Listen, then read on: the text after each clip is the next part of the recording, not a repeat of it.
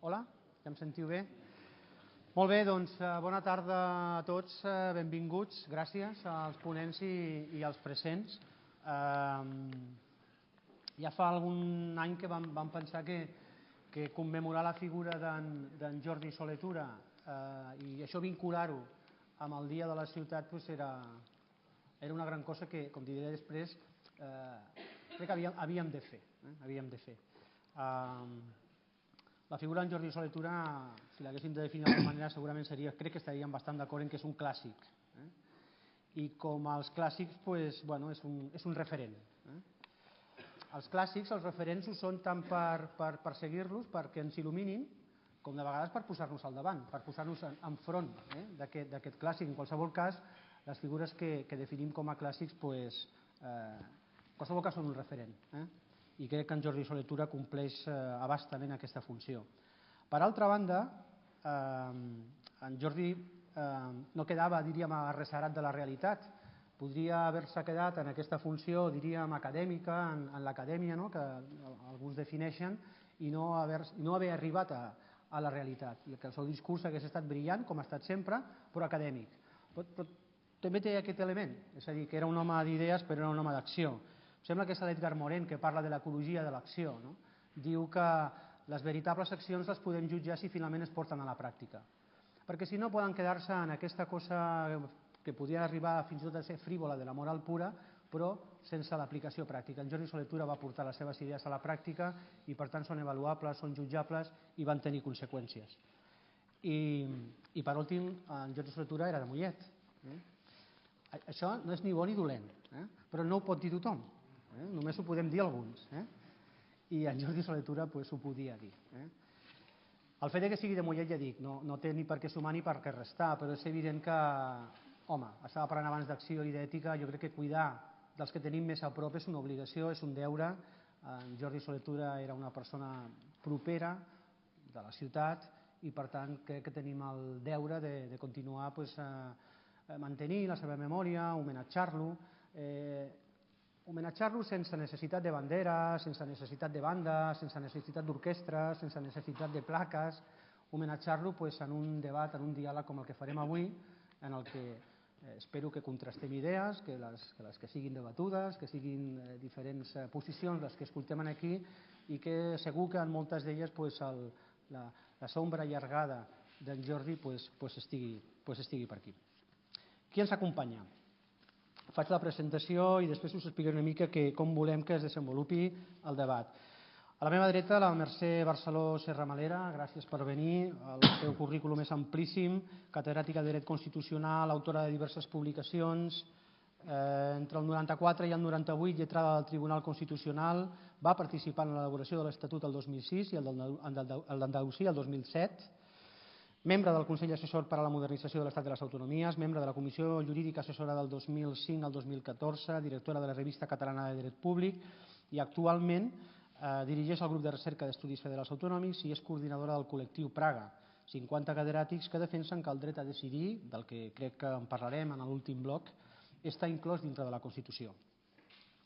Al costat de la Mercè hi ha el Joan Botella, també catedràtic de Ciència Política i Dret a la Universitat Autònoma de Barcelona, des de l'any 2011 degà de la Facultat de Ciències Polítiques, director de l'Institut de Ciències Socials entre el 86 i el 88, degà de la facultat entre el 90 i el 92, membre del Consell Editorial del Centre d'Investigacions Sociològiques entre el 96 i el 2000, el 2011 va ser nomenat degà de la facultat del Col·legi de Politòlegs i Sociòlegs i vocal del Consell d'Audiovisual de Catalunya entre el 97 i 2006.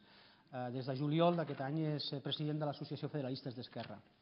I a l'extrem, a l'altra banda, hi ha el Francesc de Carreras Serra, catedràtic emèrit de Dret Constitucional de la Universitat Autònoma, secretari general de la Universitat de l'Autònoma entre el 80 i el 81, és membre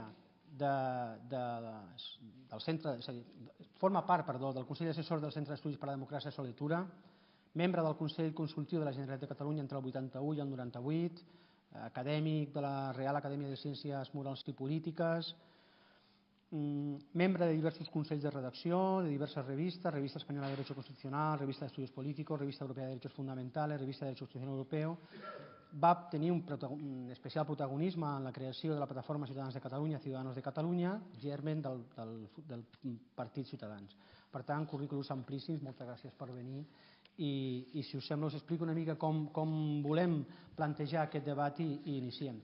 La idea nostra seria plantejar el debat, un diàleg obert, entorn a tres grans temes. Jo els plantejaré unes preguntes genèriques, però a partir d'aquí, com deia abans, com a bon moderador, com a moderador he de fer com els bons àrbitres, que no se'm noti gaire. Jo llenço la pilota, vostès juguen, regategen, tiren a porteria si és necessari i el moderador ha de quedar en un segon pla, òbviament. I sobre tres grans línies de debat. El títol de la ponència és Democràcia i pluralisme a Espanya i Europa. No vam pensar en afegir els Estats Units, que ja hauria estat tremendo i igual hauria copsat tota la jornada d'avui. Tot i així, parlem de democràcia, parlem de pluralisme, per tant, en la primera part del debat sí que m'agradaria que ens centréssim en la idea o en el concepte de sobirania. Qui mana, què és la sobirania, com s'exerceix, què és el poder, és el mateix quan parlem de poder ara que potser alguns dels articles que llegirem d'en Jordi. El segon tema del debat que plantejarem és baixar una mica el focus i una vegada que haguéssim expressat les seves opinions sobre aquesta idea de sobirania, si les organitzacions o estructures que fins ara tenim pensades per gestionar aquesta idea de sobirania són les adequades o no.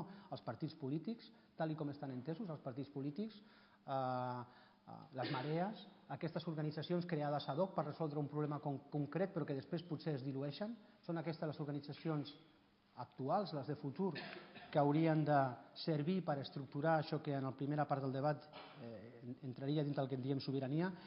I per últim, inevitablement, hauríem d'encara centrar una mica més el focus i, d'acord amb el que diu el títol, parlar de la realitat més propera a nosaltres, la complexitat, indubtablement complexa, que ens fa anar-hi la realitat entre les relacions, Espanya, Catalunya. Entenc que aquí parlarem d'estatuts, de referèndums, d'estats, de nacions, de drets a decidir, de drets a l'autodeterminació, en la primera part. Si us sembla, comencem. Al 2002, diu en Jordi Soletura, quizá el concepto de soberanía haya estallado por los aires ante la presión de otros conceptos como el de globalización. El text continua i encara es planteja més alguna qüestió més sobre aquesta idea de globalització. Llavors faig les primeres preguntes. On rau avui la sobirania? S'utilitza molt que la sobirania resideix en el poble i fins i tot moltes vegades molts s'atribueixen a aquest concepte de poble. Què és o qui ho és, aquesta idea de poble o aquesta idea de sobirania? En Jordi Soletura crec que anticipava la idea aquesta de que si la sobirania la tenen les corporacions multinacionals i per tant si som capaços d'arribar-hi a aquesta sobirania o en canvi la sobirania ha de residir en els tribunals. Hi ha aquell sociòleg coreà, el Byung-Chul Han, que parla que en el món de la psicopolítica, que segons ell és el món que actualment ens dirigeix, la sobirania resideix moltes vegades a prop d'un cop de clic i per tant de la big data. Avui llegíem algun article i deien potser no hauria guanyat qui ha guanyat si haguéssim disposat d'un big data prou potent. Per tant, la sobirania resideix en l'ús i la gestió d'això que s'anomena big data. Existeixen conflictes de sobiranies? No en tenim ordre, per tant, qui vulgui... Senyores, primer. Doncs moltes gràcies, però... Bé, et sembla bé? Sí, em sembla estupendo, però no per la Roca i d'en Joan. No, per suposat. Perquè estic a la dreta d'ell, potser que anem així, no? Jo, si em permet el moderador, faré un pas enrere, ja comencem, que em contestarà el que voldrà. No, per contestar-li el que m'ha preguntat i per donar-li certa coherència després el que vagi contestant jo mateixa, sí que m'agradaria fer una prèvia sobre el que és el concepte d'obertura de les constitucions, perquè se diu molt això, que ara molt breument els diré, amb el que després parlarem en aquesta sala. Mireu, en les democràcies occidentals són cada vegada més amplis els moviments ciutadans que reclamen nous drets en forma de participació política. I precisament per combatre el que ja no són disfuncionalitats del sistema, sinó el que és el funcionament ordinari del nostre sistema. Llegeixis corrupció, llegeixis desequilibris socials, llegeixis manca de control dels poders públics, desregularització, privatització dels serveis essencials o, un altre tema que també parlarem després, una no correspondència de les fronteres estatals amb els ens polítics que les integren.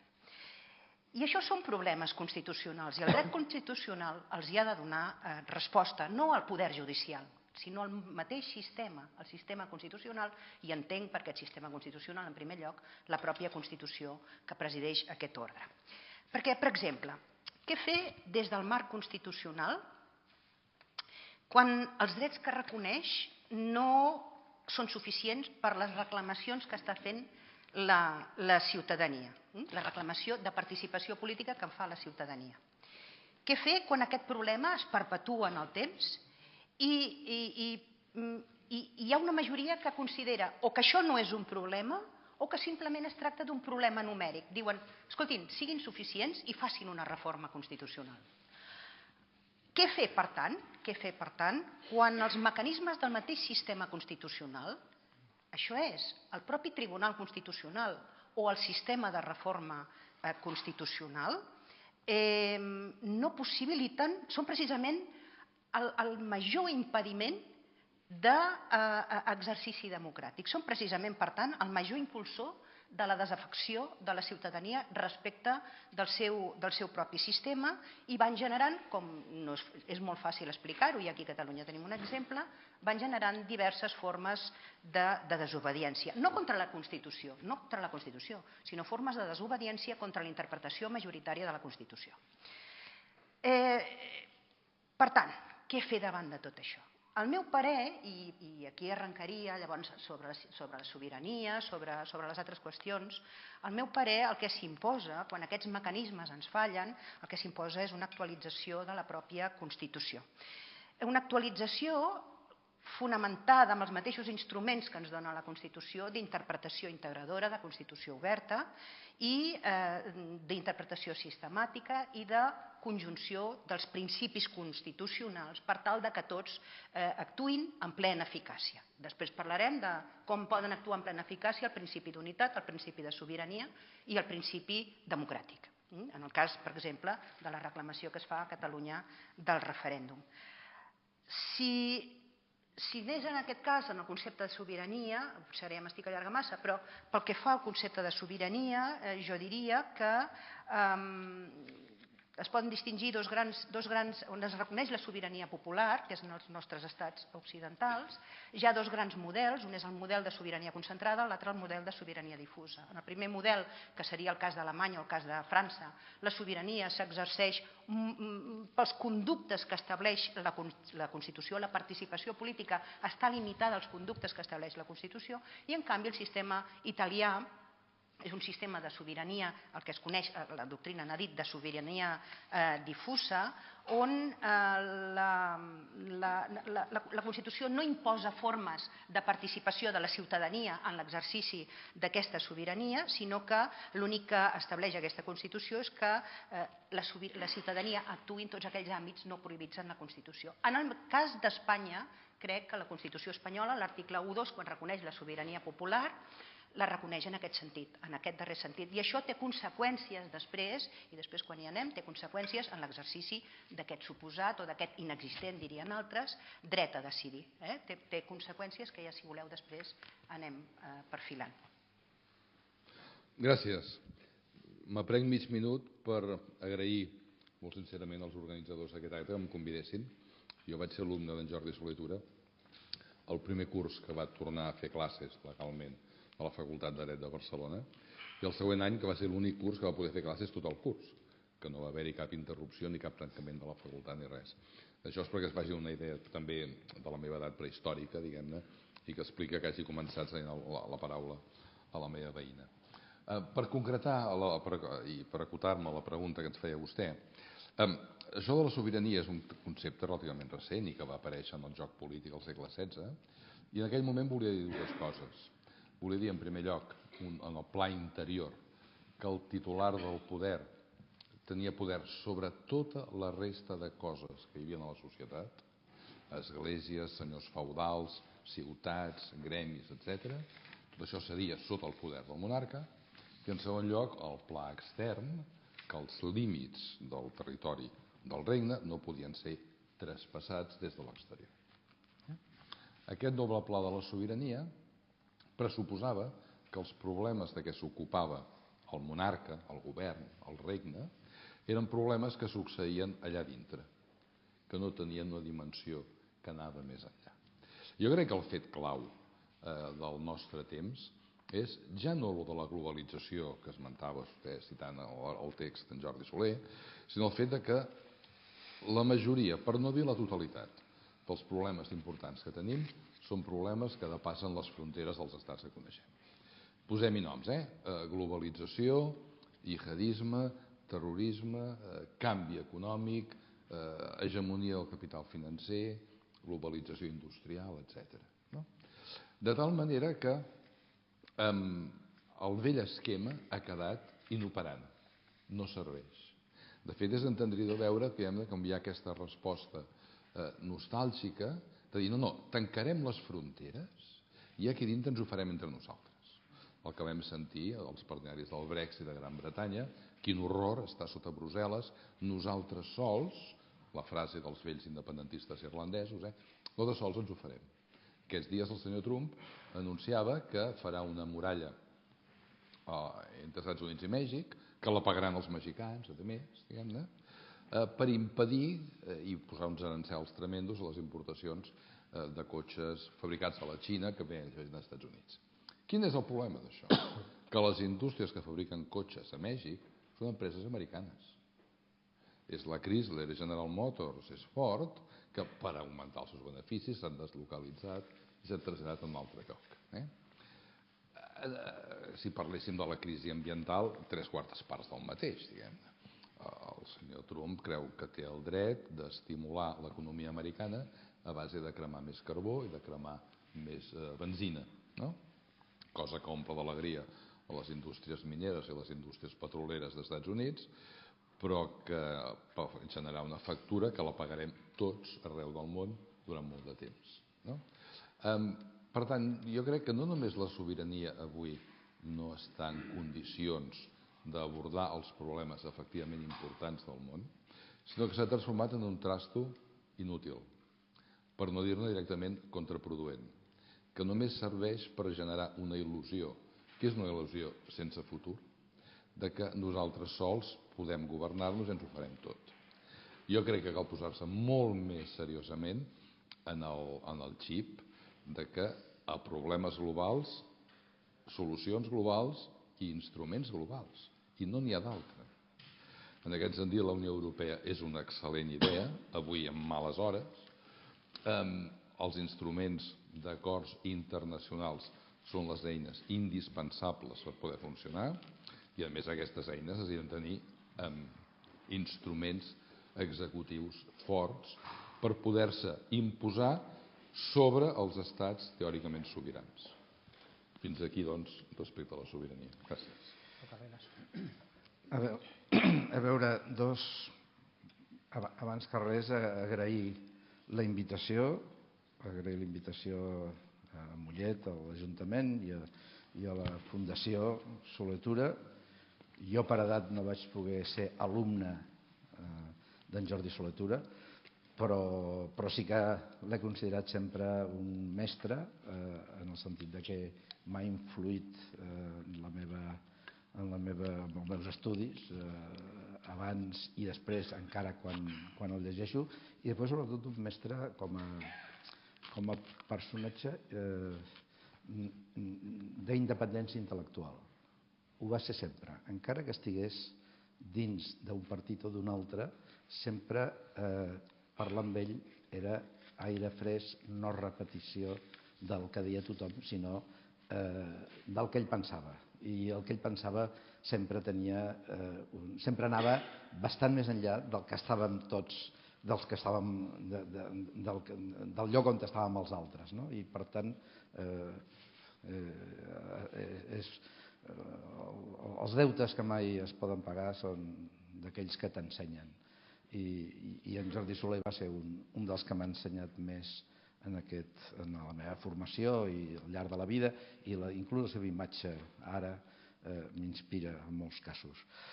Dit això, dues distincions primeres, els temes que s'han referit els meus companys de taula, de cadira, com es digui. D'escenari. D'escenari. En primer lloc, hi ha dos conceptes de sobirania. Sobirania és, si sobirania l'entenem en sentit sociològic, si voleu dir, o així, doncs podem parlar que qui són els que manen al món? Són els grups econòmics més potents, els bancs centrals, la borsa de Nikkei, Nova York i d'això, i aquí a Europa, tal. Podem dir que són les multinacionals. Aquest és un aspecte, i aquest és un debat que es troba analitzant l'economia, la política, etc. I un altre aspecte és la sobirania en el sentit jurídic, que crec que és el que estem parlant, que és el debat que importa a Catalunya i a Espanya en aquests últims anys. Qui és el titular de la sobirania, quin contingut té aquesta, i com s'exercita, etc. Primera distinció. Per tant, jo ara em referiré a la sobirania en sentit jurídic. I en segon lloc, una altra primera distinció, i és diferent la sobirania exterior de la sobirania interior. La sobirania exterior, la sobirania d'un estat, ja estem parlant d'estats, la sobirania d'un estat respecte als altres. Un estat gaudeix de sobirania exterior, en canvi un estat no gaudeix, un estat de dret avui dia, l'estat espanyol en aquests moments no gaudeix de sobirania interior, en tant que la sobirania, i aquí entrem en matèria, la sobirania a Espanya no està en l'estat espanyol, sinó que està en el poble espanyol, entès com a conjunt de ciutadans. Això és el que diu l'article 1.2 de la Constitució: la sobirania resideix en el poble espanyol. I, per tant, titular d'aquesta sobirania des del punt de vista intern, titular d'aquesta sobirania, el poble. Com l'exercita en el sentit de poder suprem, en el sentit que es referia en Joan de l'idea de sobirania al segle XVI, poder suprem, la idea de Jean Bodin de sobirania com a poder suprem sobre ciutadans i subdit, no sotmès a lleis. Aquesta idea de sobirà no sotmès a lleis, per tant, el que fa la llei, on es troba ara? Es troba, seguint l'article 1.2 de la Constitució i l'article 2è, es troba en el poder constituent, en aquell que té la facultat per haver fet la Constitució i que la segueix tenint per modificar-la. I, per tant, en un moment donat es va fer una Constitució que es va aprovar a través d'un procediment acceptablement democràtic a l'any 77 i 78, i va concloure a finals del 78, i aquesta Constitució mateixa establia no límits materials a la reforma, però sí límits procedimentals. En el títol desè de la Constitució, en 4 breus articles, diu els procediments per als quals es pot reformar aquesta Constitució. I, en tot cas, sempre és el poble, el conjunt de ciutadans, fins i tot en referèndum, i els representants d'aquest poble, el Congrés i el Senat, les Corts Generals. Per tant, el poble, i combinat a vegades amb els seus representants, és el titular de la sobirania. Què és la sobirania en aquest sentit? La sobirania en un estat de dret és la capacitat il·limitada de fer lleis que té el poder constituent i que els poders constituïts, el Congrés de Diputats, el Senat, el poder judicial, els jutges, les seves sentències, el Tribunal Constitucional, els parlaments autonòmics derivats dels estatuts, etc., aquests tenen uns poders acotats. Així com el poder constituent pot reformar la Constitució a través d'uns procediments, però tot allò que vulgui als poders constituïts, tots aquests que he anomenat i alguns altres que podrien quedar, aquests estan acotats alguns per la Constitució, altres per la Constitució i per les lleis. I per tant, el contingut de la sobirania és aquesta capacitat de fer lleis, de fer i de canviar, perdó, de legislar, la capacitat de produir dret positiu. És sobirà el poder constituent, no ho són els altres. I els altres, el Parlament, les Corts Generals, els parlaments autonòmics, els poders executius, els jutges en les seves sentències, el que tenen són determinades competències assignades per les lleis i dins d'aquestes competències poden arribar a ser el poder suprem, però dins d'aquestes competències. Què és les competències? És la funció que es té sobre una determinada matèria. La funció legislativa o executiva o judicial respecte a una determinada matèria, sigui el medi ambient, sigui el dret penal, sigui el dret civil o el que sigui, la capacitat regulatòria. I per tant, aquest és el contingut. I qui ho exercita? Aquests òrgans que tenen competències.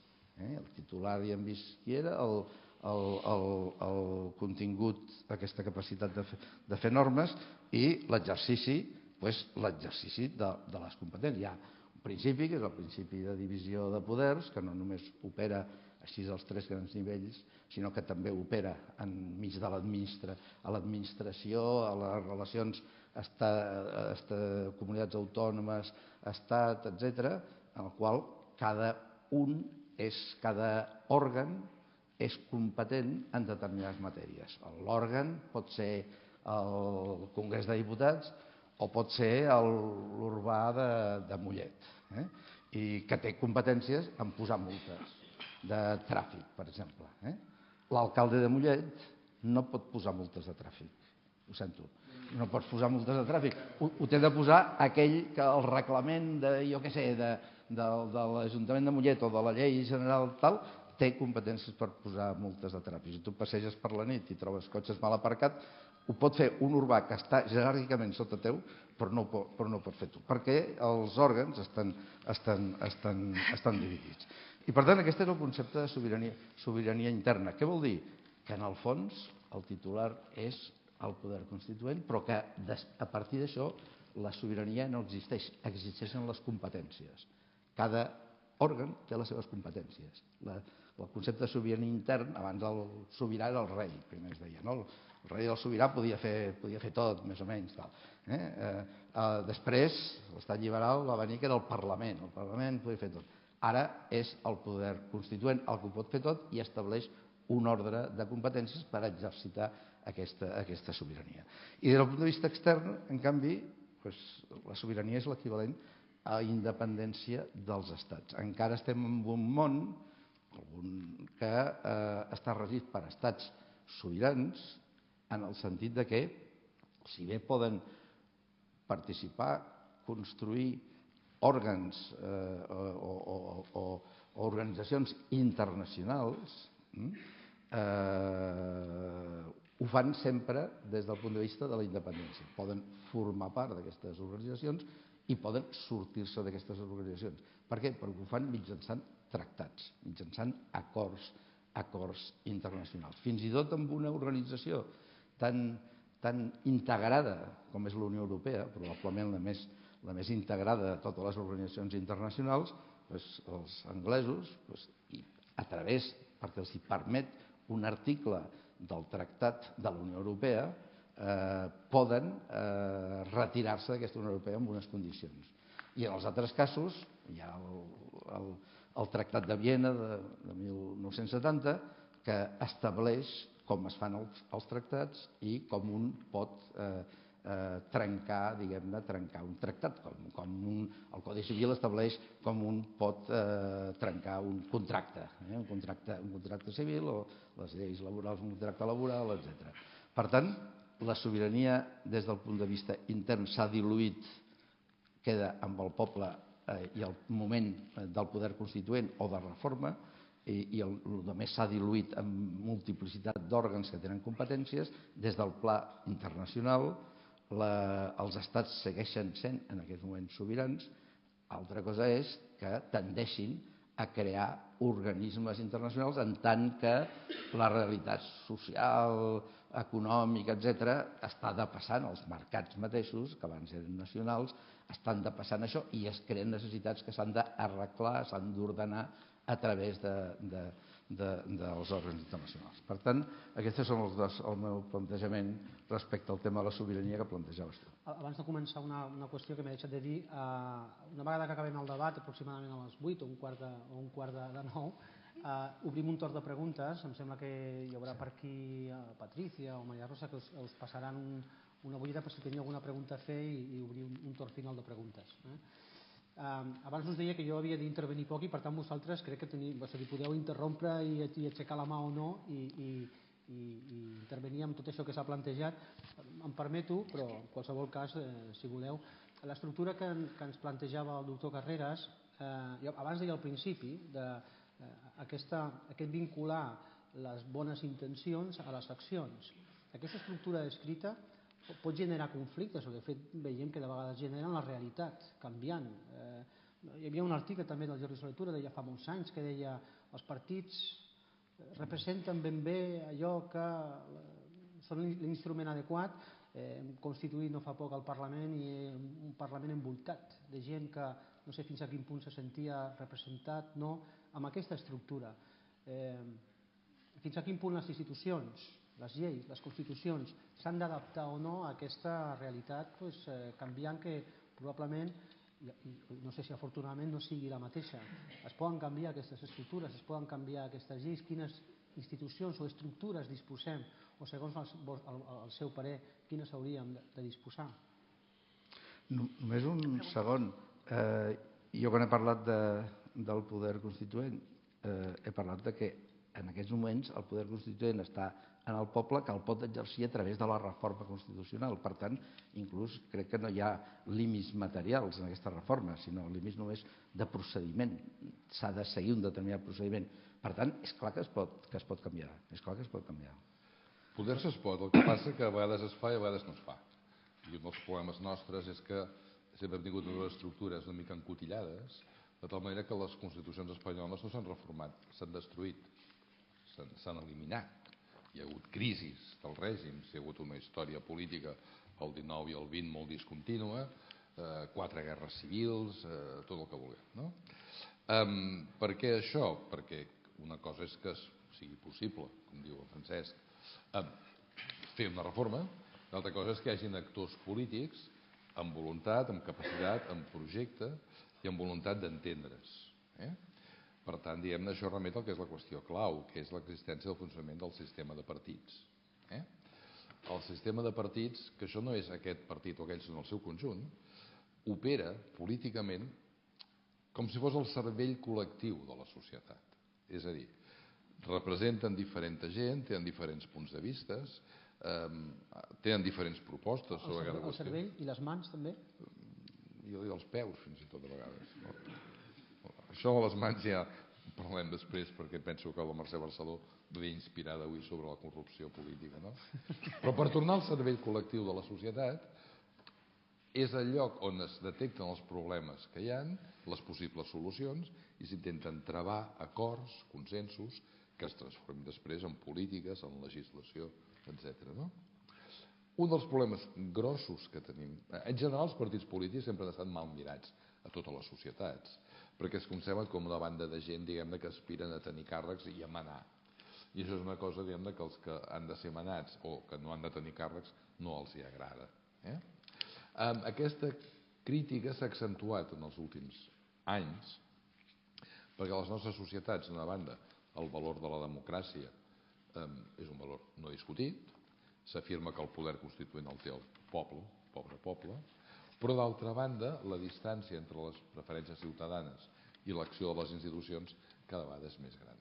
I el que estem veient és el sorgiment de partits antipartit, de moviments populistes, de qüestionaments de la dinàmica aquesta. el nostre país és maco perquè hi ha els dos exemples contraposats. El sistema de partits espanyol general està avui qüestionat de la manera estàndard. Apareixen partits nous que volen substituir els partits vells. I estan en competència. Els vells no desapareixen d'un minut instantàniament, sinó que durant uns quants anys el Partit Popular haurà de topar amb Ciudadanos i el Partit Socialista haurà d'entendre's amb Izquierda Unida Podemos, i això és un fet de la vida, diguem-ne, no? A Catalunya ens passa una altra cosa, que per entendre-la haig de, seré breu, els hi prometo, fer un pas enrere. El sistema de partits ha d'oferir als ciutadans dues coses. La primera, eines de responsabilitat. Poder passar comptes. El partit que ha estat al govern X anys i que ha fet tals coses haurà de donar explicacions sobre això que ha fet. Per tant, té una dimensió cap al passat. El sistema de partits permet exercir la responsabilitat, controlar, demanar, passar comptes, això que ara està de moda dir de l'accountability dels americans. Cap al futur, el sistema de partits ha de ser previsible. Fixin-se, els partits concorren a les eleccions i votem i en triem un o altre perquè ens imaginem que farà una cosa o altra. No vol dir això que ens llegim els programes dels partits polítics. Jo estic segur que cap de vostès s'ha llegit els programes dels partits polítics a les eleccions generals del juny passat. Ni tan sols els més viciosos dels meus col·legues politòlegs ho fem. Però tenim una certa idea de què és el que vol dir el Partit Socialista Obrer Espanyol i què farà. Una certa idea de que Junts pel Sí en quina direcció es mouran. Són previsibles. El que ha passat a Catalunya els últims 5 anys ha estat la descomposició del sistema de partits entès en aquests termes. Ni entenem, ni el sistema de partits ofereix als ciutadans mecanismes clars per controlar la gestió que han fet, ni genera compromisos clars sobre què faran en el futur.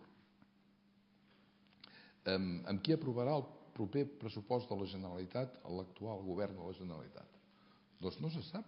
De moment això es dissol en unes assemblees de poble que tenen lloc a molts llocs de Catalunya i on acabaran votant, i espero que no empatin, sobre si s'aprova o no s'aprova els pressupostos de la Generalitat.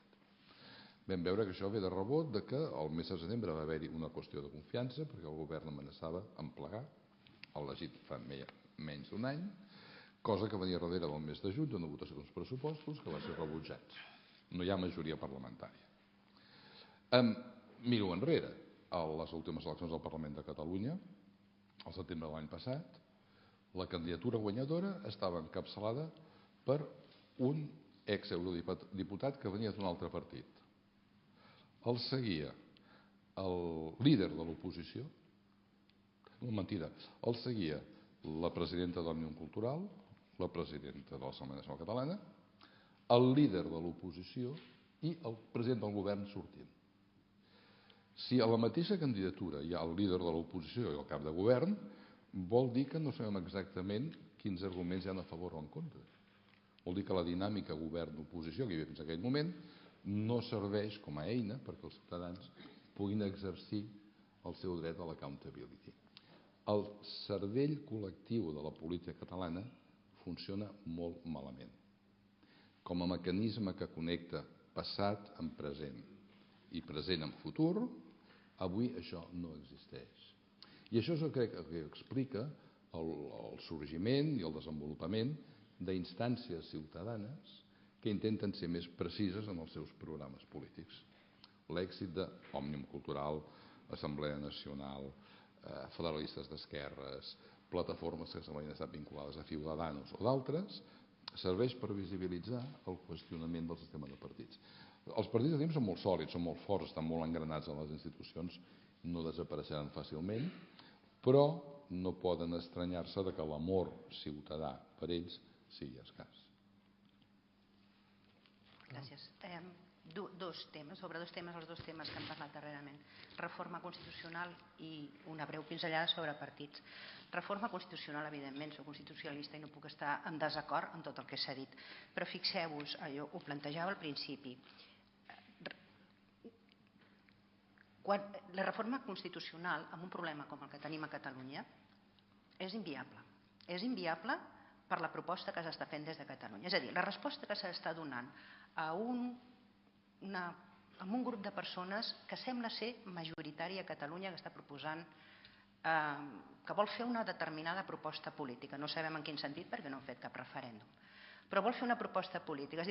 La resposta és, en els fòrums de constitucionalistes, escoltin, tinguin la majoria suficient i reformin la Constitució. Escoltin, això és inviable, perquè estem parlant d'una minoria territorial, però que és majoria, la idea que proposa és majoritària en aquell territori, suposadament. Encara no ho sabem, perquè tampoc hem fet cap referèndum. Llavors, a mi se'm planteja, evidentment, la reforma constitucional, el poder constituent constituït ha de ser allà, però encaparrar-nos en què la solució és la reforma constitucional, en qui està el problema? En qui està el problema d'un dèficit democràtic? I el que estàs creant és una minoria permanent, en contra del sistema, i que t'està generant, que ho estem veient, no fa falta anar als llibres, ho estem veient cada dia, una desafecció per al sistema que està portant a la desobediència i no sabem quin serà el resultat final. Per tant, a mi em sembla que hi ha altres solucions, més enllà de la reforma constitucional, que se'n diu actualització constitucional.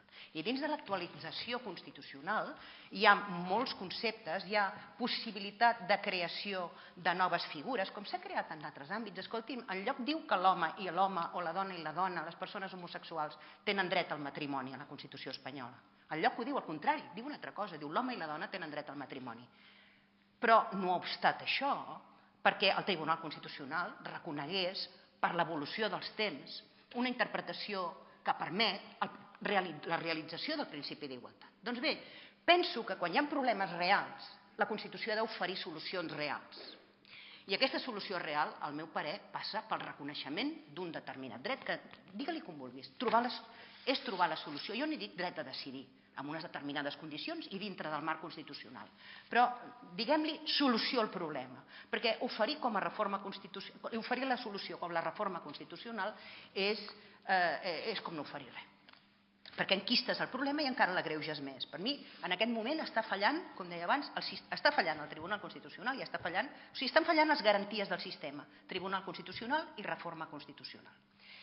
I quan els partits, molt breument, perquè és la ciència política des d'on s'explica molt millor tot el que ha estat explicant en Joan, però fixeu-vos que jo penso que també en el moment actual hi ha hagut un problema per part des de la perspectiva jurídica, hi ha hagut un problema, que és que, fixeu-vos, com caracteritza la Constitució els partits polítics, amb una doble naturalesa. Els partits polítics són associacions privades però compleixen fins públics.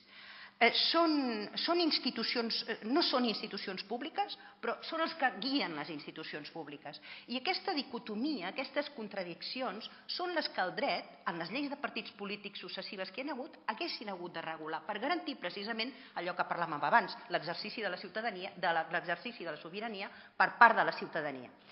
I què han fet les lleis que tenim? La llei del 78 ara ja no és vigent. La llei del 2002 què ha fet? La llei del 2002 vigent de partits polítics no ha regulat el règim, aquestes contradiccions que s'estableixen entre aquesta doble naturalesa dels partits, no les ha regulades, no ha regulat garanties. I què és? És una llei sobre partits, és una llei bàsicament sobre extinció de partits. L'únic que regula és com s'extingeixen els partits polítics. Per què? Perquè quan es va regular aquesta llei el que s'anava és a extingir els partits polítics que donessin suport a ETA. Però un cop transcorreguda aquesta situació, ningú ha agafat la llei de partits polítics i ha dit bé, ara és la nostra, ara anem a regular aquesta qüestió substantivament. I és fonamental. I és fonamental per un motiu. És fonamental perquè ni el finançament està amb aquesta dicotomia que hi ha entre allò que és públic i allò privat dels partits polítics, no l'hem solucionat, precisament és un dels baluards de la corrupció política, com tots sabeu, i perquè, a més, el que us deia, no s'han concretat els mecanismes d'exercici de la sobirania popular a través dels partits polítics. Perquè, per exemple, com és que en una democràcia de partits com és la nostra es possibilita la propietat de l'escó al diputat? Per què se li possibilita la propietat de l'escó al diputat? Perquè es diu el Tribunal Constitucional, perquè el diputat manté una relació directa amb el cos electoral. Com ha de mantenir una relació directa amb el cos electoral si quan has emès el vot el diputat recull l'acta, no hi ha cap tipus de relació contractual mínima entre el que vota i entre l'elegit. Mínima, ja no parlo de mandats imperatius, però no hi ha cap tipus ni de control de la situació d'aquell diputat, ni per part del partit ni per part de l'elector. I això és el que em sembla a mi és el que hagués estat necessari que una llei de partits, que des de l'any 2002 no s'ha tocat, hagués hagut d'acarar, en comptes d'acarar la dissolució dels partits polítics, crec que... I aquestes formes que s'estan reclamant per part de partits, per part de nous partits, de participació, jo crec que, clar, el dret no soluciona, i això ho sabem, el dret no soluciona els problemes, però almenys que no posi traves. I jo penso que algunes de les peticions que s'estan fent, d'exercici de nous drets, de control de partits, s'haurien d'acarar amb una nova llei de partits polítics. Disculpeu, abans de donar pas, una qüestió de protocol. El tema de les preguntes que us he dit que obrirem al final, em sembla que aquell que vulgui preguntar només cal que aixequi la mà, si no m'equivoco és així, llavors anoteu la pregunta i llavors les llegirem una mica per ordenar-les. Per tant, només cal que aixequeu la mà, us facilitaran una butlleta i al final del debat obrirem aquesta... Sí, en el moment en què vulgueu. Perdó, endavant. A veure, ja entrem en polèmica, no?, una mica. Jo crec que sí que està molt bé, no? A veure, Mercè, tu has donat per fet allà. Hi ha una majoria de catalans que... No l'he donat per fet en cap cas. No, tu has vist que no l'he donat per feta. He dit mai hem votat. El que sí que hi ha una majoria de catalans que volen votar, és el que estic dient. Es van plantejar unes eleccions al mes de setembre de l'any passat, del 15, que es va dir eleccions plebiscitàries. Se'ls va dir eleccions plebiscitàries. Eren eleccions... Però els que volien la independència van dir que són plebiscitàries. Per tant, si surten més del 50% o el 50% que sigui, això, doncs vol dir que el poble de Catalunya... Bueno, va sortir el 48% de partits, Junts pel Sí més la CUP, que deien que volien això, i els que no deien això van tenir el 52%. Amb aquest mateix percentatge, els anglesos surten d'això, i han acceptat. I, en canvi, aquí, els partits... I tota aquesta ambigüetat de plebiscitàries, que no se sap que votes partits i que no se sap, i que tots coneixem a molta gent que ha votat Junts pel Sí i diu, bueno, la independència votaria que no. Però deixem a part això, només agafem els números aquests, doncs no. Fins ara no hi ha hagut una majoria, excepte a la TV3 i a RAC1, diguem-ne, en els tertulians. Vull dir, en l'altre no hi ha hagut majoria. Actualització, dius, no, jo no estic... La reforma ja sé tal, jo estic per una actualització. La Constitució, la lletra de la Constitució no es pot reformar. La jurisprudència constitucional es pot actualitzar, pot anar canviant, i ho ha fet moltes vegades, com tu saps perfectament, i ha anat donant explicacions. I ja no diguem les lleis. Per tant, s'estan actualitzant. Ara, si parlem de Constitució, si parlem de lletra de la Constitució, només hi cap una cosa, que és la reforma. La reforma constitucional a través d'aquests procediments. I també, com tu saps, un estat, no és només allò el que es decideixi aquí, un estat, l'important d'un estat és que sigui reconegut en el món internacional, que el reconeguin com a estat. I en el món internacional, com també tu saps, si es contravenen les lleis internes, no hi ha reconeixement d'aquest estat. I, per tant, qualsevol intent per part d'una part d'Espanya, estem parlant concretament de Catalunya, de la Generalitat, que intenti fer alguna cosa que sigui incompliment de les lleis, cosa que ho està fent així amb coses més petites, però no tan petites, hi ha acords del Parlament ben gruixuts, diguem-ne, qualsevol cosa d'aquestes que vagi contra les lleis no serà reconegut. I, per tant, això ho saben, i això porta a que o hi ha un determinat acord intern o això no hi haurà, no té cap mena de sortida. I respecte als partits, quasi no voldria dir res, però jo crec que el sistema de partits, a veure, els partits funcionen malament, si es vol, tal, aquí, a França, a Itàlia, a Alemanya, més o menys a tot arreu, no és una cosa. Quin és el problema? Potser El problema és que molta part dels ciutadans el que vol és votar un partit, però que no l'emboliquin a tenir que anar a reunions i tal, perquè els partits fan reunions i tenen el seu... Un es pot afiliar a partits, aquí la gent no s'afilia, etc. I, per tant, també assumim part nostra, part dels ciutadans, que no fem, o que no estem, parlo en general, no estem en aquesta tasca. I segon, jo crec que la reforma no vindrà tant per una reforma de la llei de partits, que sempre és molt difícil regular l'interior dels partits, sinó vindrà potser per una reforma de les lleis electorals. El problema dels partits és que qui manen són aquells, pel sistema electoral, qui manen són aquells que fan les llistes electorals. Al Congrés i al Senat, als parlaments autonòmics i als ajuntaments. I, per tant, mentre un facin aquesta llista i si no diuen i si no responen a les directrius els elegits en aquesta llista no aniran a la propera elecció, etc. No aniran a aquesta llista a la propera elecció, fins que això es trenqui d'alguna manera no podrem parlar d'una democratització interna dels partits. Si puc, jo diria que una mica un dels problemes que tenim diversos alhora, és creure que els problemes jurídics són els primers problemes que tenim. I això no és veritat. Sí, la Constitució espanyola preveu que els espanyols fem el servei militar. No surt la paraula Europa i diu que hi ha competències exclusives en cultura o agricultura que les atribueix a no sé qui, tot el qual avui no és veritat. La Constitució espanyola, diguem-ne, a la pràctica ha anat quedant superada per l'evolució de la realitat. Jo vaig aprendre d'en Soler que ni la Constitució és només un full de paper escrit, com deia un socialista alemany, ni és el tot de la realitat política. La Constitució el que ha de fer és marcar un camí d'objectius que es van construint. Està de moda mal parlar de la Constitució de l'any 78. L'article 9 de la Constitució espanyola és l'article més progre que hi ha cap de les constitucions vigents arreu del món. Per desgràcia està inspirada en la italiana i van traduir el verb rimovere, que vol dir eliminar, pel verb remover, que vol dir remenar, diguem-ne. Però fora d'aquest fall de traducció, la Constitució espanyola és una cosa que pot donar de si el que doni de si i el que se li vulgui fer donar de si. El problema no és la lletra de la Constitució, són les forces polítiques.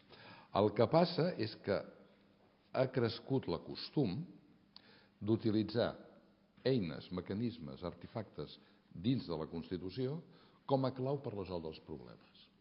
Per exemple, va passar una cosa que no havia de passar i que estava previst que no passaria, que era portar l'Estatut d'Autonomia de Catalunya de l'any 6, portar-lo al Tribunal Constitucional.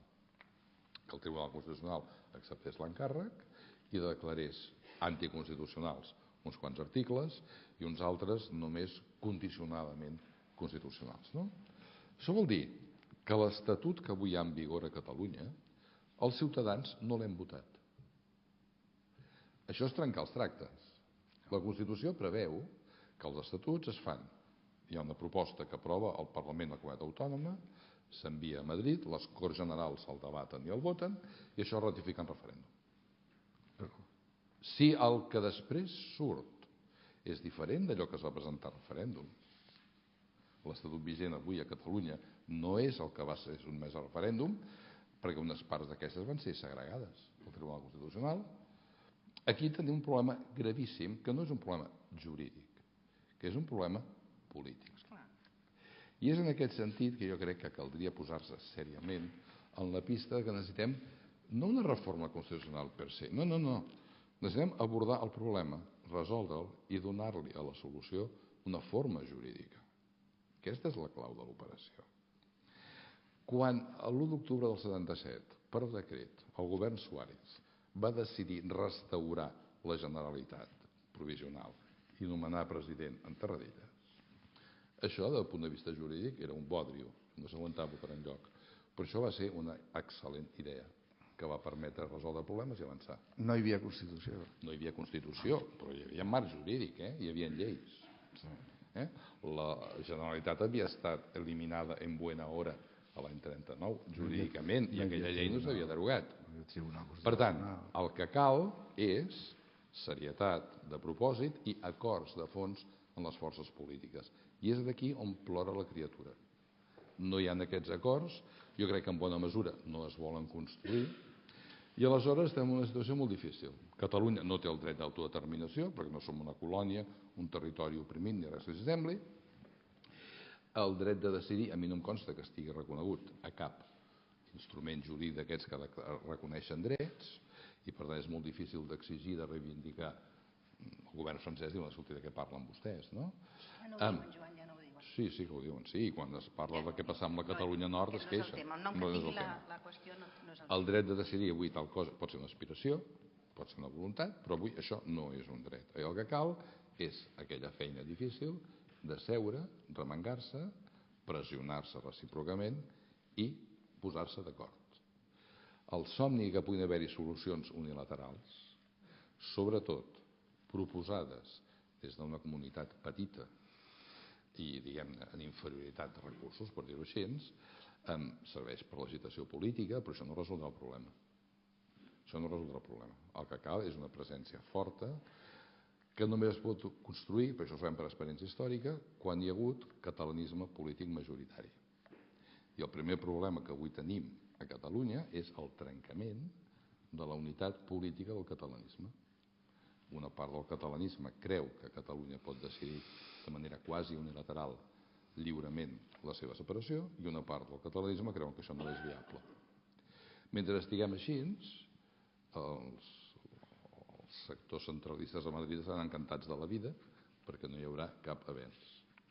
Per tant, construir la solució per a Catalunya ens convoca sobretot els catalans que comencin a posar-se d'acord i a treballar conjuntament.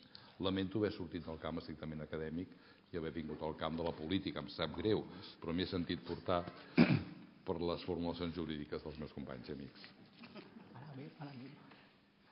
Canviem de bloc o canviem de bloc? De fet, ja hi som al tercer bloc, no? Perquè ja estem al tercer bloc, no? Hem canviat de bloc aproximadament fa 20 minuts. Sí, fa estoneta. Fa 20 minuts. De fet, en el tercer bloc ja plantejava coses que ja han plantejat, per tant, endavant, que era sobre aquesta... Ja han plantejat dret a decidir, dret a l'autodeterminació, és el mateix no i cap a la Constitució.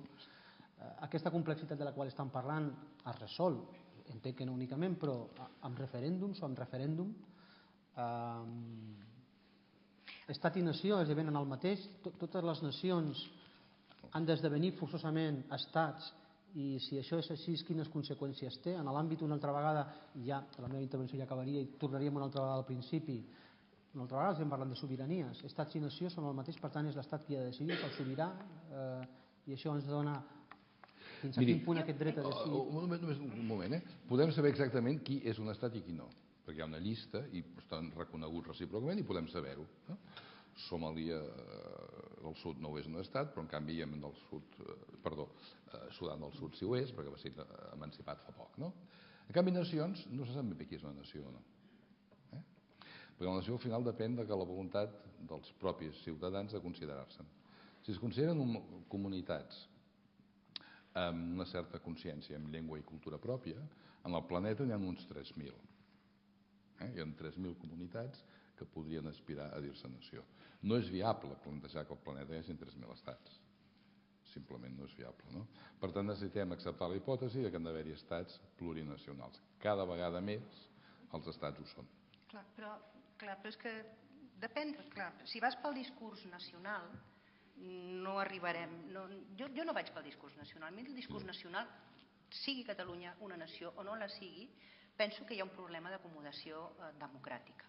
Un problema d'acomodació democràtica en el sentit francès, ja ho sé, no ho he afirmat pas, que hi hagi una majoria d'independentistes, és que no ho sabrem fins que no ho votem. És un dels requisits per saber-ho. Aleshores, però el que sí que hi ha és una gran majoria de persones que pensen que passa per ells, per més que no siguin els sobirans, no raigui només amb ells, sigui només una part d'aquella sobirania, formen un demos, una comunitat política que vol decidir sobre el seu futur. I clar, això no és dret a l'autodeterminació, perquè el dret a l'autodeterminació és una noció que neix pel dret internacional i que neix, ja ho ha dit el professor Botella, per unes determinades situacions de subjugació de pobles colonials o de pobles sotmesos sense governs democràtics. Però la pregunta aleshores és, quan aquesta situació es produeix, quan hi ha un dèficit d'acomodació d'un determinat territori dins d'un estat, no hi ha solució? No es pot fer res?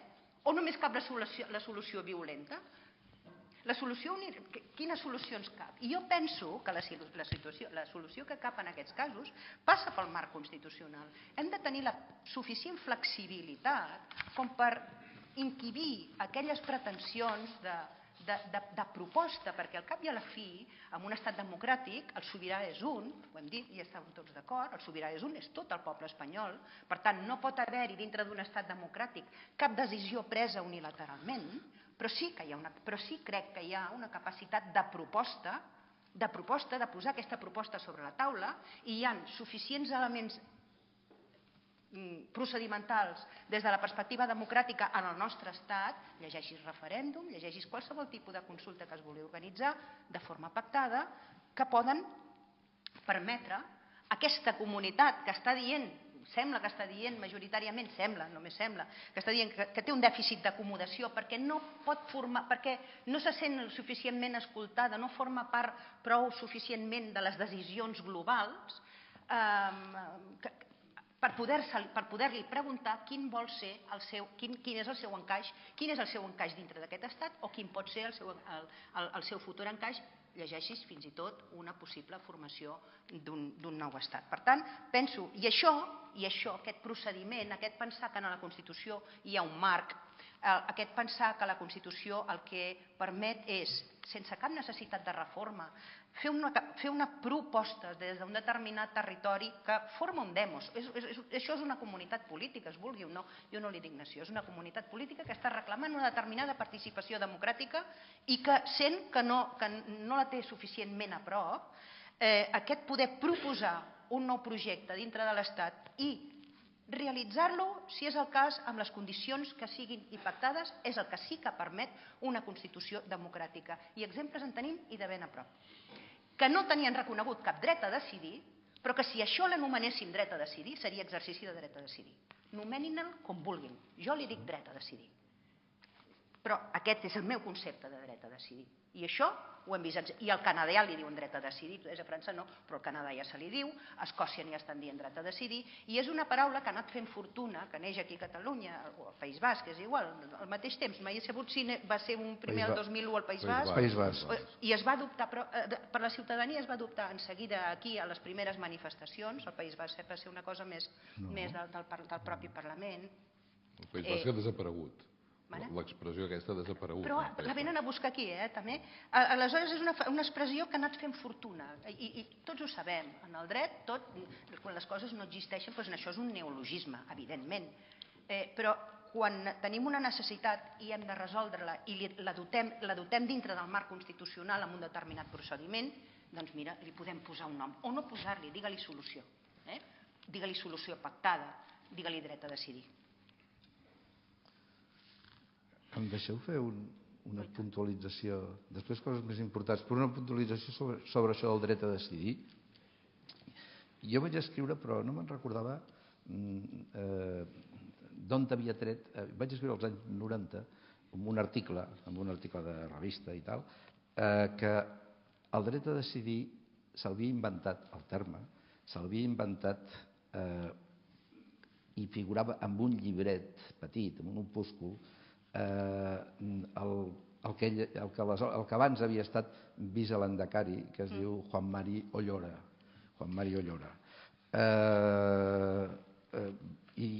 Però després, al retornar-ho aquí a Catalunya, de Plana i Barretxa i tal, parlaven contínuament de dret a decidir. Plana i Barretxa, dret a decidir a tope. No, això era de l'any 94, l'opúscul aquest. I llavors el tenia citat, però no l'havia trobat. I fa un any i mig o 2 anys vaig conèixer l'Ollora. Van dir, vindran a sopar, vindran a passar un cap de setmana, el Juan Mari Ollora. Dic, ostres, és la meva ocasió. Només el vaig veure, li vaig dir, oye, vamos a ver, ¿tú te inventaste el derecho de decidir? Sí, y em va abrazar. Diu, menos mal que alguien se acuerda de mí. Diu, yo me lo inventé. Porque Arzalluz nos dijo a mí y a no sé quién más, nos dijo, oye, esto del derecho de autodeterminación no funciona porque es para pueblos coloniales, no nos hacen caso, en el mundo no podemos circular con el derecho de autodeterminación, a ver si os inventáis algo y tal. Y os pusimos a pensar, inventamos el derecho a decidir como un derecho democrático y tal, que no existe, pero bueno, pero a ver si colaba y tal y cual. I aquest estava contentíssim amb això, i perquè el havia retornat, diu, és que nadie se acuerda. Juan Mario Llora, recordeu, un tipus molt simpàtic, que havia estudiat a Barcelona per ser econòmiques, per això ho vas conèixer, per amics seus d'aquí a Barcelona. Aleshores, hem tractat un tema central, que és el tema nació, un tema central aquí a Catalunya, vull dir. Llavors, si no entenem dues coses, una cosa que el concepte de nació té dos sentits i s'utilitza de dues maneres. Una manera és ideològica en el sentit de que l'utilitzen els que són nacionalistes i l'altra manera és un concepte polític jurídic. Doncs el que està a la Constitució és el concepte polític jurídic i en tot cas l'altre està en el terme nacionalitats que està a l'article 2. El concepte de nació és el concepte que està a la Constitució, el concepte de poble. Es veu, en el preàmbul diu nosaltres, la nació espanyola, després diu nosaltres els ciutadans ho aprovem en referèndum, per tant allà hi ha un conjunt de coses que inequívocament porten a dir que nació entesa, tal com diu la Constitució, és conjunt de ciutadans sotmesos a una determinada llei, que en el fons és el que s'utilitza, el terme s'utilitza en això, els francesos a la Revolució Francesa, si hi és en el seu opuscle, els americans parlant de la nació americana, els americans són els estats, i the nation, que és els Estats Units, diguem-ne. Vull dir que té una amplíssima tradició, i l'altra és nació en sentit identitari. Llavors estem a veure si això de la plurinacionalitat. Espanya és plurinacional. Jo només ho accepto, aquestes qüestions col·lectives sempre em resulten sospitoses, però només ho podria acceptar d'alguna manera si Espanya és plurinacional perquè hi ha identitats diverses. Doncs sí. Catalunya és plurinacional en si mateixa perquè hi ha identitats diverses. Sí. Mollet és plurinacional perquè hi ha identitats d'aquestes diverses. Sí, tot això ho accepto. Llavors sí, en aquesta sala som plurinacionals perquè hi ha identitats diverses. Sí. Esclar, llavors això ens porta una mica a un cert absurd. Ens porta allò a dir, bueno, però escolti, si tots som multinacionals, si tots som plurinacionals, perquè estem fent d'això un problema. I aquí ve el problema del catalanisme polític que deia, jo no crec que el principal problema de Catalunya, Joan, avui dia sigui que el catalanisme polític s'hagi dividit entre independència i no sé què. En aquest àmbit, vale. Però en tot cas, què li va passar al catalanisme polític? Que en el fons, si mirem la història de finals del segle XIX, mirem no sé què, en el fons, amb algunes qüestions que podrien ser discutibles, amb la Constitució del 78 i l'Estatut, i el desenvolupament de l'Estatut, totes les demandes del catalanisme polític es van admetre, que eren un poder polític a Catalunya autònom, tal, i és, indubtablement, això no es pot posar en qüestió, i és i molt. Una llengua oficial, el català com a llengua oficial, perquè junt amb el castellà, perquè aquí es parlen les dues, etc. Però amb igualtat de condicions, i sobre això encara podríem parlar si hi ha igualtat o no. Sí, la cultura catalana, que també és un tema d'aquests molt ambigus, es pot desenvolupar, sí, està a les competències de la Generalitat, sí, matèries exclusives, sí. Aleshores, els partits nacionalistes es queden, ja hem aconseguit això, que tenim que demanar més. Demanar més competències, amb obres públiques, amb, jo què sé, amb medi ambient, amb no sé què, és una cosa que està a tots els països federals. Tots els països federals hi ha disputes per finançament i en menys mesura per competències, per a veure si això és competent un o és competent l'altre. Qualsevol país ho trobem. I per tant no són cap excepció aquí. L'excepció és que aquí, en un moment donat, diguem-ne, s'hagi configurat durant 30 o 35 anys una ideologia com la ideologia única existent, que és la ideologia del nacionalisme identitari. La identitat, a veure, deixa'm dir la que penso sobre la identitat. La identitat és individual, cadascú tenim la nostra.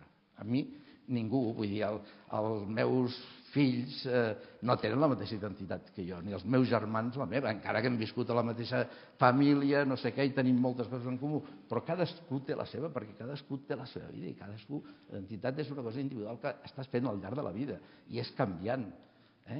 I per tant, ficar-se, és a dir, convertir la identitat col·lectiva en una categoria política que origina tot aquest liu que s'ha d'organitzar tot per identitats col·lectives, em sembla un disbarat del qual és impossible sortir-ne.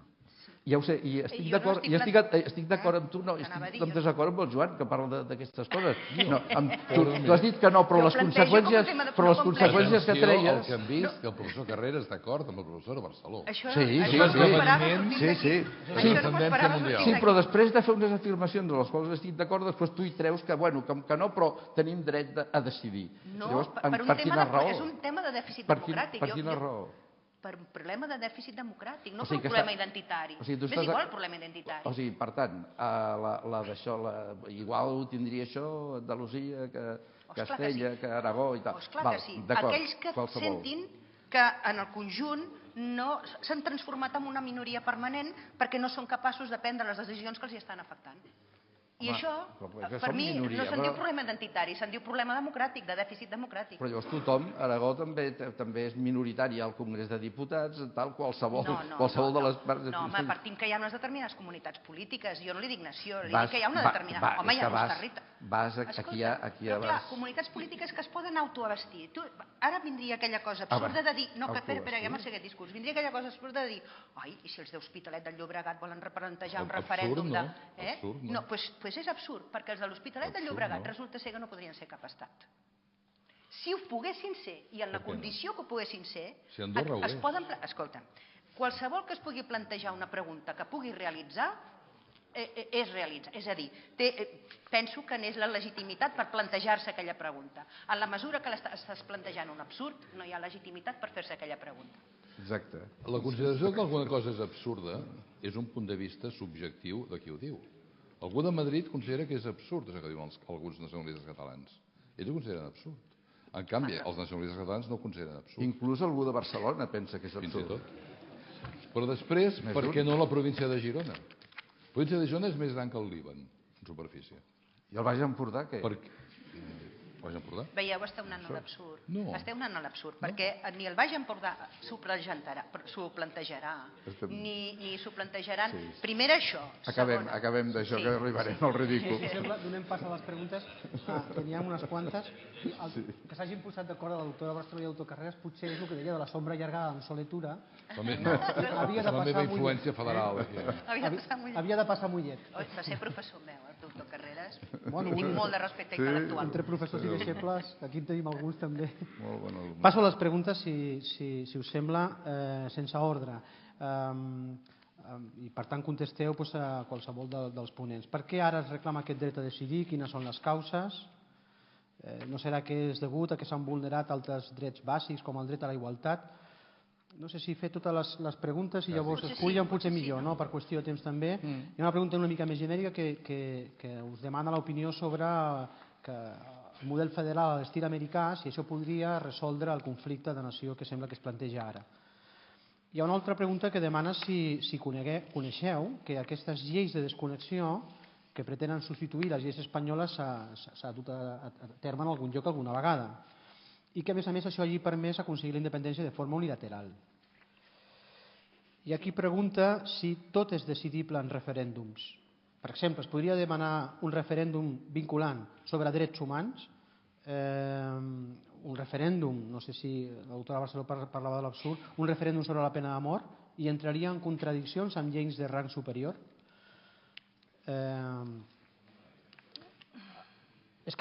Una altra pregunta, passo a pregunta. És Catalunya sobirana per decidir el seu futur polític? Una mica la doctora Barceló ja en parlava. Si, en l'última intervenció, si els ciutadans de Catalunya, que sempre seran una minoria nacional a l'Estat, no podran mai organitzar un referèndum. I si això portaria a un xoc de sobiranies? I també ens demana una pregunta anterior que anava a la mateixa línia, què pensen de la decisió unilateral que pot arribar a fer el Parlament de Catalunya declarant la República Catalana. Una altra pregunta, crec que potser una mica es repeteixen, però vaja, ¿qué hacemos en las sociedades donde una gran mayoría rechaza la identidad nacional del Estado? I per últim, aquesta va dirigida a la senyora Barceló, és nominal. La Vall d'Aran té dret a decidir, pot ser un estat? He respost abans, Ara ho respondré altra vegada. Té una identitat, territori, història, etc. Pistes de sí. I en 2 minuts tot això. Això. Jo prometo ser breu, això sí. Sí, jo també. Home, dos no, però no hauríem de refer tot el debat. Qui comença? Tu mateix. Jo mateix? Jo no parlaré sobre tot perquè no en sé de tot. Parlaré de 2 coses. Una, sobre els referèndums. En primer lloc, el referèndum no pot ser mai el punt de partida d'un procés polític, és el punt d'arribada. Un referèndum no es fa per saber què pensa la gent, no és una enquesta d'opinió. Un referèndum és la consagració per l'opinió pública, per la ciutadania, d'unes normes, d'una Constitució, d'unes lleis acordades per les institucions. Un referèndum, reitero, no pot ser el punt de partida. Tot és decidible per referèndum. Aquí hi ha països amb una forta sensibilitat a favor de les minories. Les minories estan condemnades a perdre sempre en un referèndum. Per això hi ha alguns estats que desenvolupen el que denominem alguns mesures o institucions contramajoritàries. Per exemple, les estructures federals.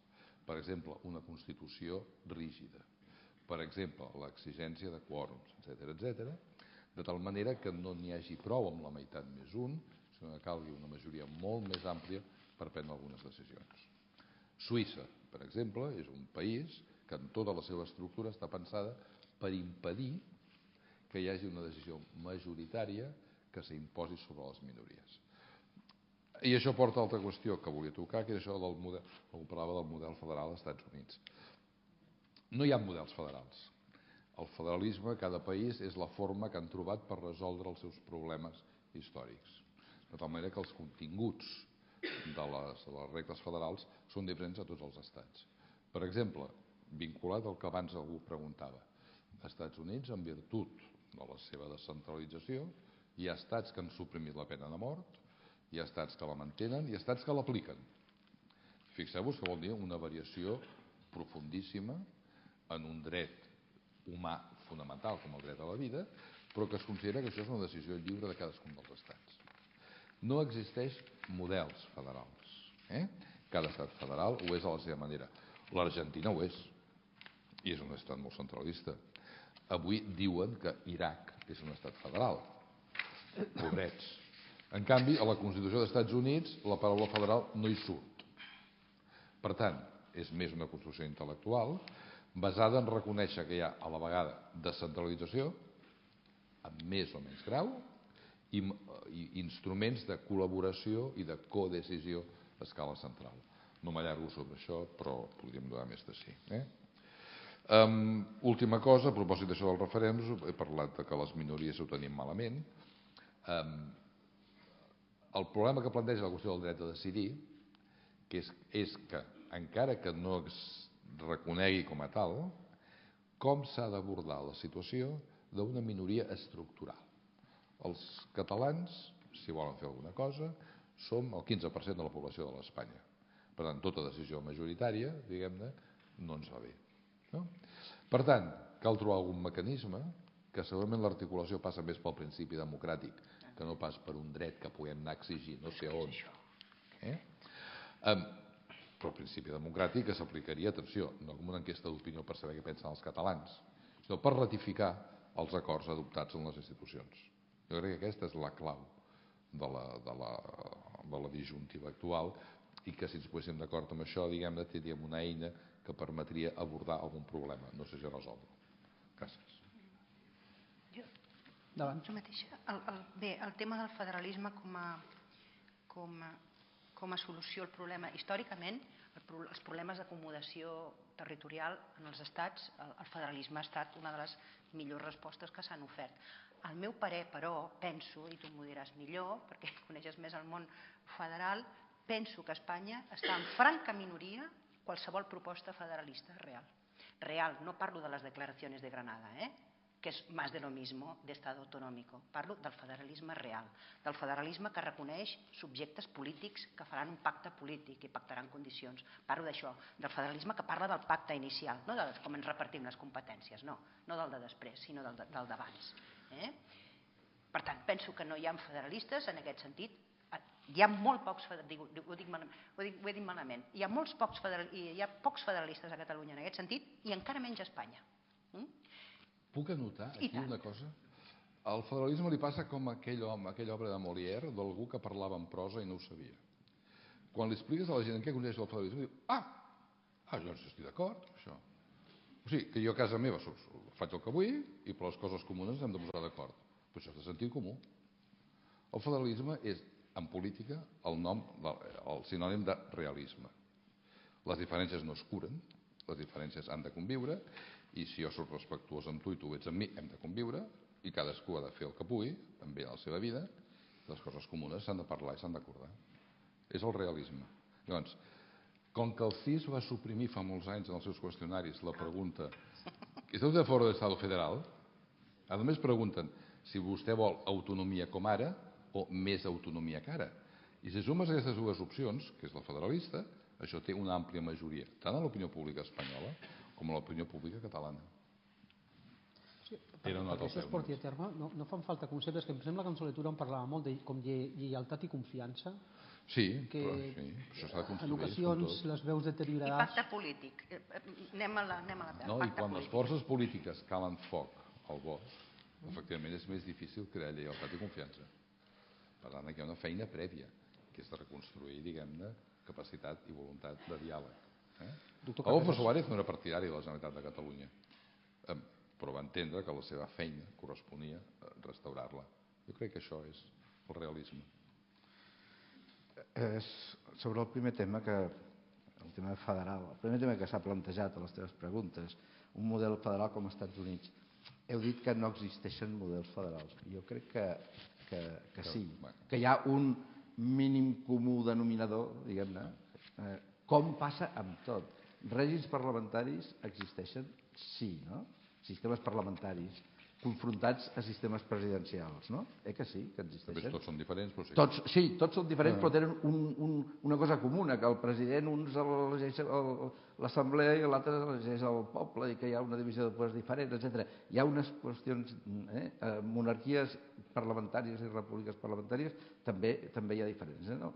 Però a cadascuna d'aquestes coses, Estats Units un règim parlamentari, és un règim presidencial, Espanya d'això, i trobarem,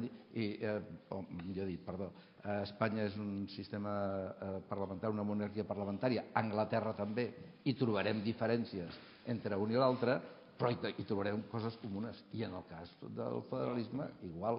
Com podem averiguar què és el federalisme? No podem treure d'una teoria que ens surt del cap.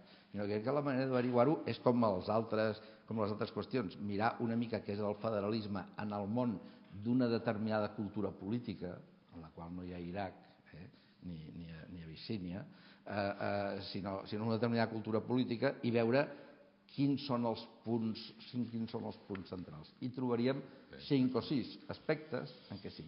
I a què suposa? Estat centralista. I estat centralista vol dir que només hi ha un Parlament, que només hi ha un tipus de lleis iguals per tothom i tal. I l'altre vol dir que hi ha 2 nivells, que aquests 2 nivells que hi ha una Constitució per sobre que agafa aquests 2 nivells, que hi ha poders... I llavors, quina conclusió arribaríem? Que Espanya, en aquests moments, pràcticament, és a dir, sense pràcticament, és un estat federal. I si mirem els països, si mirem els llibres de dret comparat, i deixem que els espanyols, no els espanyols, deixem els internacionals reconeguts, inclús fets per gent no de dret, sinó de ciència política, el Anderson, el Ware, etc. Vull dir, fan unes classificacions, països federals del món, sempre hi surt d'Espanya, sempre. No hi ha excepció, diguem-ne, no hi ha excepció. Federals o no federals, sempre hi surt d'Espanya. Home, alguna cosa vol dir, no és que ho digui jo, és que ho diu la doctrina mundial, diguem-ne, especialitzada en això, etc. I per tant, jo crec que estem en un estat estem en un estat federal. No vulguem perfeccionable tot això, com qualsevol estat federal, i és clar que crec que és perfeccionable, però estem en un estat federal. Lo dels referèndums, home, el referèndum és una manera molt imperfecta de democràcia. És una manera molt imperfecta de democràcia. Absolutament descartable? No, es pot utilitzar per a algunes qüestions. Com has dit tu, millor, molt millor, els que són, diguem-ne, l'última part en el cas de ser una llei, l'última part d'un procés legislatiu.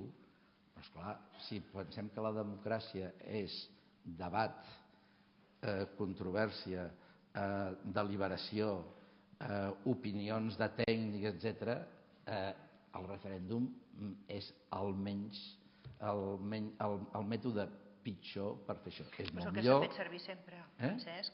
Des del segle XIX fins ara és l'únic que s'ha fet servir per determinar qüestions territorials. Serà el més imperfecte el que tu vulguis, però és el que s'ha fet servir per tots els països. Se n'han fet més de 100 el referèndum s'ha fet servir per moltes qüestions, potser algunes territorials, però per moltíssimes. Sí, per altres també, però per les territorials, que és la que parlàvem, les que estàvem parlant ara, els referèndums de sobirania territorial, són això, des del segle XIX fins ara, n'hi ha més de 100 casos. Sí, jo crec que el tema territorial a Espanya ha d'acabar amb un referèndum. Vull dir, que dir, clar, jo tinc escrit i ho saps, i soc partidari fins i tot del sistema canadenc, de la llei per això. Però sabent, és a dir, qui m'ha parlat, l'Stefan Dion és el que va fer, és el ministre que va fer, que és professor de ciència política a Canadà, i és el que va fer la llei de la claredat. Com a ministre va ser el que va propugnar la llei de la claredat, que es va aprovar i tal i qual. Qui m'ha parlat pitjor, i està en els seus escrits, dels referèndums, no feu referèndums, són fatals i no sé què, és l'Stefan Dion. Tu saps, hem dinat junt amb ell aquí alguna vegada, te'n recordes? O sigui que no ho feu, però tu vas fer-ho a Canadà. Sí, jo ho vaig fer, però per últim terme. Sí, es pot fer, és la meva posició aquesta, es pot fer en últim terme per salvar, i jo soc partidari d'aquí de fer-ho, però el referèndum és un mètode, la democràcia representativa és molt millor que el sistema de democràcia directa, que és el referèndum. A Grècia sí que servia, perquè ja es reunien, eren ciutats, Atenes, que era la gran, tenia 40.000, però si treies les dones, treies els esclaus i els estrangers, en quedaven 5.000, i anaven a la plaça pública 2.000 per decidir, jo què sé, per decidir per on passava l'aigua del canal per anar a la font. O declarar la guerra. Que avui dia les coses són bastant més complicades en un estat. Jo prefereixo que em dirigeixin, diguem-ne, especialistes, controlats, veient el resultat. Democràcia no és només votar, és també donar comptes. I, per tant, jo, miri, votaré aquest. I si veig que ho fa malament, diguem-ne, al cap de 4 anys en votaré un altre. Jo crec que aquest és un sistema de democràcia. Home, i llavors vas analitzant més o menys, però és que la gent, nosaltres som viciosos d'això de la política i la democràcia, i estem tot el dia donant-hi voltes, inclús som professionals en certa mesura per la nostra professió a la universitat, però la gent prefereix pensar en les seves coses i fa molt bé, no? I llavors que no li vinguin a preguntar determinades coses. El Jordi Hereu, que va ser un bon alcalde i que és un gran tipus, però quan va proposar en els barcelonins a veure si la Diagonal tenia que les voreres tenien que ampliar-se, i el tramvia per aquí i el passeig central i no sé què, quanta gent va anar a votar? Un 12%. Jo li vaig dir, jo no aniré a votar, jo què sé, però anirà una cosa o l'altra. Jo què sé, com anirà la circulació? Igual jo voto una cosa que després... I a més el referèndum té una altra cosa, que et desresponsabilitza en el governant. És a dir, diu, escolti, això, si és que jo era neutral, va ser el poble, per tant no pots tampoc demanar-li comptes en el governant. Perquè diu, no, això ho va dir el poble, si jo ja deia que les aceres tenien que anar, el passeig tenia que anar pel mig i les voreres res i no sé què. Clar, llavors pensem tot això sobre els referèndums.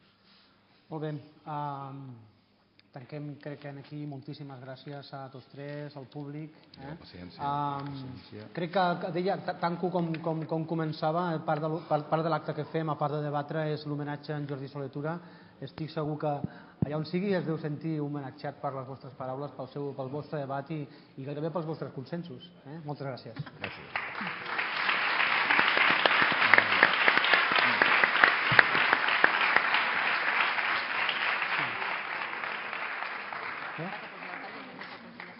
Sí, però sembla que ara...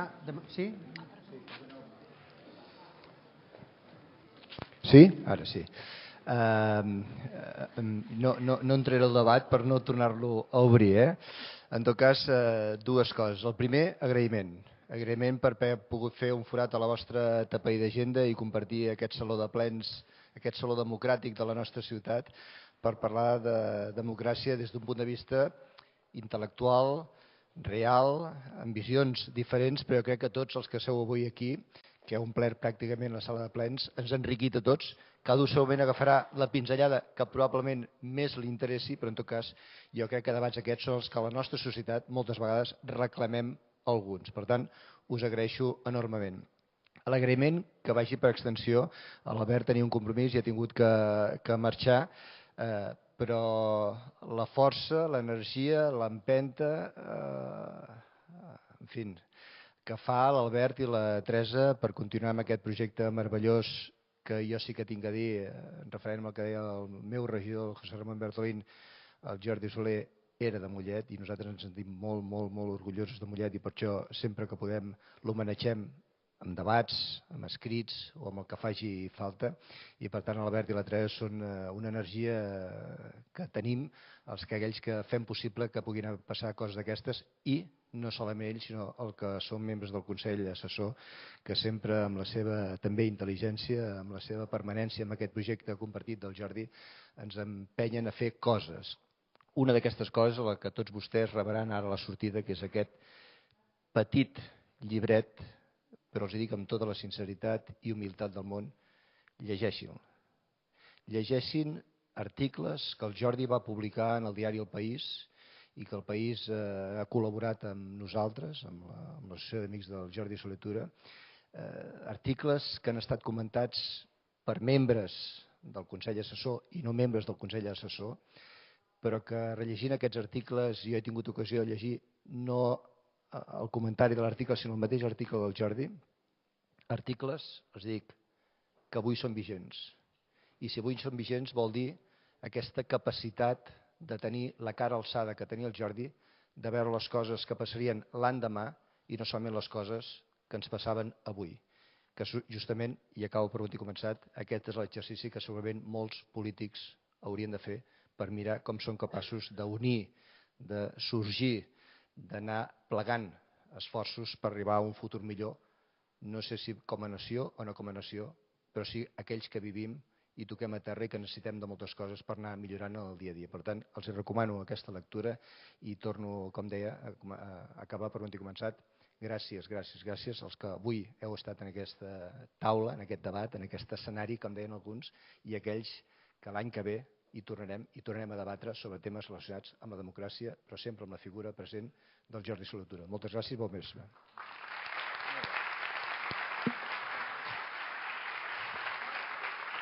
Demanaria als membres del Consell Assessor presents, ens faríem una fotografia de família que ens demana alguns mitjans amb els de la taula. Teresa, sisplau.